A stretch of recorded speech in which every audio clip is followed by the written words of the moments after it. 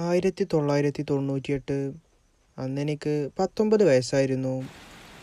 മലപ്പുറത്തെ ഒരു ചെറിയ തിയേറ്ററിൽ സെക്കൻഡ് ഷോക്ക് പോയതായിരുന്നു ഞാൻ. സെക്കൻഡ് ഷോ കഴിഞ്ഞപ്പോൾ ഏകദേശം 1 മണി കഴിഞ്ഞിട്ടുണ്ട്. ഞാൻ എൻ്റെ പഴയ ഹീറോ സൈക്കിളിൽ വീട്ടിലേക്ക് മടങ്ങി. അന്ന് മൊബൈൽ ഫോണൊന്നുമില്ല. റോഡിൽ തെരുവ് വിളക്കുകളും വളരെ കുറവാണ്. വീട്ടിലെത്താൻ ഒരു റബ്ബർ തോട്ടത്തിനുള്ളിലൂടെയുള്ള ഒരു ഷോർട്ട് കട്ട് റോഡാണ് ഞാൻ പതിവായി ഉപയോഗിച്ചിരുന്നത്. ആ രാത്രി നല്ല നിലാവുണ്ടായിരുന്നു. സൈക്കിൾ ചവിട്ടിക്കൊണ്ടിരിക്കുമ്പോൾ എൻ്റെ പിന്നിൽ നിന്ന് മറ്റൊരു സൈക്കിളിൻ്റെ ബെല്ല് കേട്ടു. ഞാൻ എൻ്റെ സൈക്കിൾ ഒരു വശത്തേക്ക് ഒതുക്കി. പക്ഷേ ആരും എന്നെ ഓവർടേക്ക് ചെയ്തു പോയില്ല. ഞാൻ പിന്നിലേക്ക് നോക്കി. റോഡ് ശൂന്യമാണ്.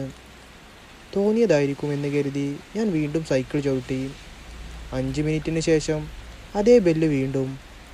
ഇത്തവണ ശബ്ദം എൻ്റെ തൊട്ടു പിന്നിൽ നിന്നായിരുന്നു. ഞാൻ ഭയന്ന് സൈക്കിൾ നിർത്തി. പിന്നിലേക്ക് തിരിഞ്ഞു. ആരുമില്ല. പക്ഷേ എൻ്റെ സൈക്കിളിൻ്റെ പിന്നിലെ കാരിയറിൽ ആരോ ഇപ്പോൾ മാത്രം എഴുന്നേറ്റതുപോലെ ഒന്ന് പൊങ്ങി. ആ നിമിഷം വീണ്ടും ബെല്ല് മുഴങ്ങി. പക്ഷേ ഇത്തവണ അത് എൻ്റെ സൈക്കിളിൻ്റെ ബെല്ലല്ലായിരുന്നു. ആ ബെല്ല് മുഴങ്ങിയ നിമിഷം എൻ്റെ കൈകൾ സൈക്കിളിൻ്റെ ഹാൻഡിൽ മുറുകെ പിടിച്ചു.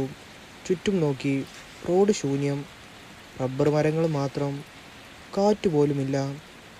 ഞാൻ ധൈര്യം കൂട്ടി വീണ്ടും സൈക്കിൾ ചവിട്ടാൻ തുടങ്ങി.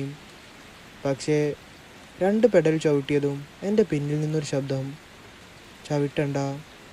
ഞാൻ ഞെട്ടി ബ്രേക്ക് പിടിച്ചു. പിന്നിലേക്ക് നോക്കി. ആരുമില്ല. എൻ്റെ നെഞ്ചിടിപ്പ് കൂടി. ആരാണ്? മറുപടിയൊന്നുമില്ല. ഞാൻ വേഗത്തിൽ സൈക്കിൾ ചവിട്ടി.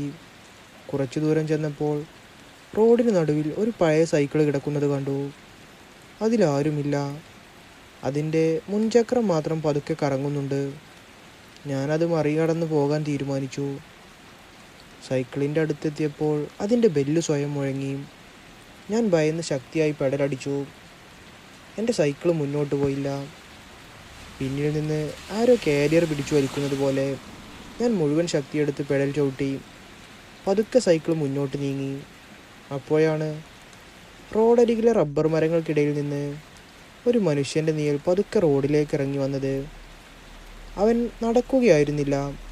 നിലത്ത് നിന്ന് അല്പം ഉയർന്നാണ് നീങ്ങിയത്. അവൻ നേരെ എൻ്റെ സൈക്കിളിൻ്റെ പിന്നാലെ വരാൻ തുടങ്ങി.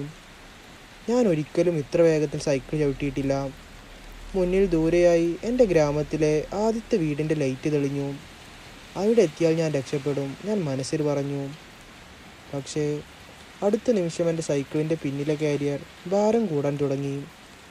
ആരോ കയറിയിരുന്നത് പോലെ. സൈക്കിൾ നിയന്ത്രിക്കാൻ പോലും ബുദ്ധിമുട്ടായി. ഞാൻ പിന്നിലേക്ക് നോക്കാൻ ധൈര്യപ്പെട്ടില്ല. ഞാൻ ചവിട്ടിക്കൊണ്ടേയിരുന്നു.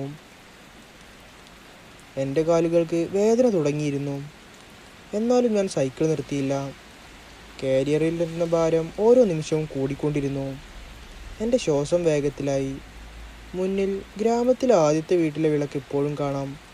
കുറച്ചുകൂടി, ഞാൻ മനസ്സിൽ പറഞ്ഞു. അപ്പോഴാണ് എൻ്റെ വലത് ചെവിയുടെ തൊട്ടരികിലൊരു തണുത്ത ശ്വാസം. ആരോ വളരെ പതുക്കെ പറഞ്ഞു, "പിന്നിലേക്ക് നോക്കല്ലേ."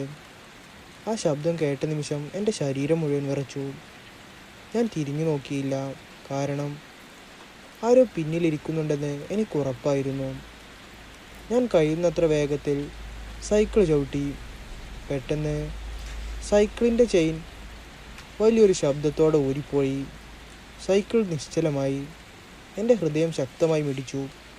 പിന്നിൽ നിന്ന് വീണ്ടും ആ ബെൽ. ഇത്തവണ വളരെ അടുത്ത് നിന്ന്.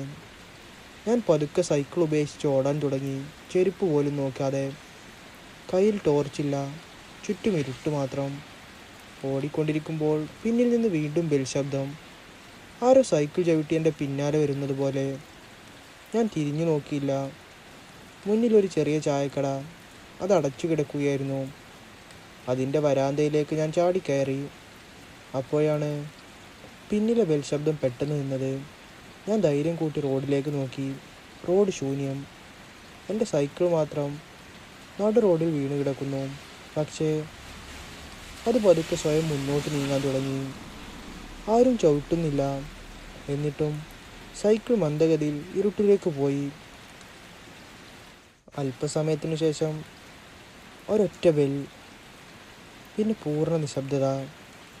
അന്ന് രാത്രി പുലരുവോളം ഞാൻ ആ ചായക്കടയുടെ വരാന്തയിൽ നിന്ന് പുറത്തേക്ക് ഇറങ്ങിയില്ല. രാവിലെ നാട്ടുകാർ വന്നാണ് എന്നെ വീട്ടിലെത്തിച്ചത്. എൻ്റെ സൈക്കിൾ ഒരിക്കലും തിരിച്ചു കിട്ടിയില്ല. ഇന്നും ആ പഴയ റബ്ബർ തോട്ടം വഴിയിലൂടെ രാത്രിയിൽ പോകുന്നവർ ദൂരെ നിന്നൊരു സൈക്കിളിൻ്റെ ബെൽ കേൾക്കാറുണ്ടെന്ന് പറയുന്നു. പക്ഷേ ആ ബെല്ല് മുഴക്കുന്ന സൈക്കിൾ ഇന്ന് വരെ ആരും കണ്ടിട്ടില്ല.